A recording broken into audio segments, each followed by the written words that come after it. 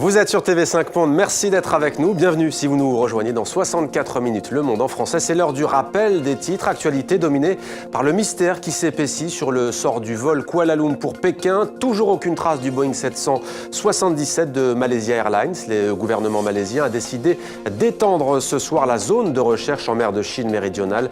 Attente interminable forcément pour les familles des 227 passagers et des 12 membres d'équipage. Et cela alors que la piste terroriste revient avec insistance. La libération en Syrie de 13 religieuses chrétiennes. Elles avaient été enlevées il y a un peu plus de 3 mois par des djihadistes du Front al-Nosra. Le pouvoir syrien les a libérées en échange de 150 prisonnières.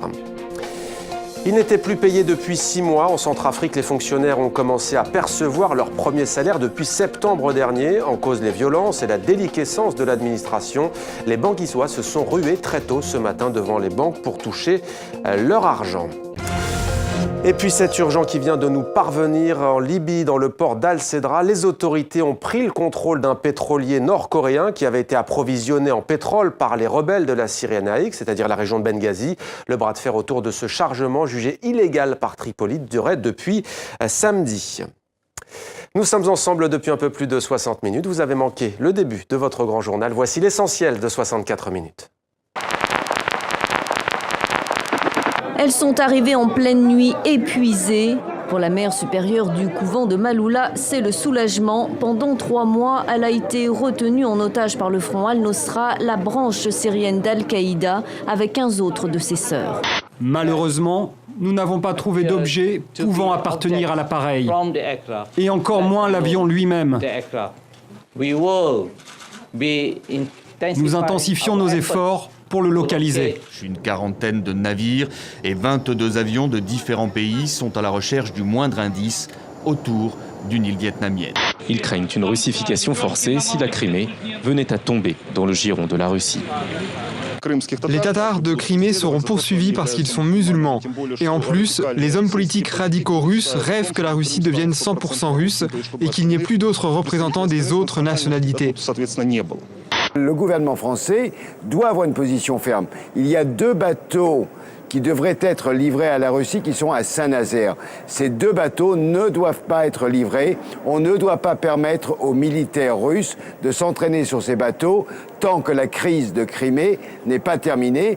Dans la circonscription 111 du Mont Pektu, qui se transmet de père en fils, Kim Jong-un a glissé le seul bulletin dans l'urne autorisée.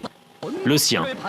Partout ailleurs, les 687 candidats uniques portaient les mêmes couleurs du Parti des travailleurs. À 3 dans un 20 mètres carrés. Madame Kishi vit ici avec son mari et son fils depuis le tsunami qui a frappé le Japon en mars 2011. Et le gouvernement n'est pas en mesure d'estimer quand tout le monde pourra sortir de ces préfabriqués. À tel point que certains habitants redoutent de devoir y finir leur vie. La vie en communauté, la vie ensemble est possible. Donc les musulmans et chrétiens, on est tout d'abord, avant tout des Centrafricains, avant d'avoir des religions différentes. Donc cette vie ensemble est possible et il faut qu'on la retrouve, cette vie, parce que ça a toujours été comme ça. On a toujours vécu ensemble et il n'est pas question que cela change. Je vous emmène à Tatooine, planète désertique de la bordure extérieure, celle de Luke Skywalker dans la guerre des étoiles, la planète aux 2 lunes. Après quelques kilomètres dans les dunes, donc on se retrouve dans ce village, vestige du tournage de la guerre des étoiles.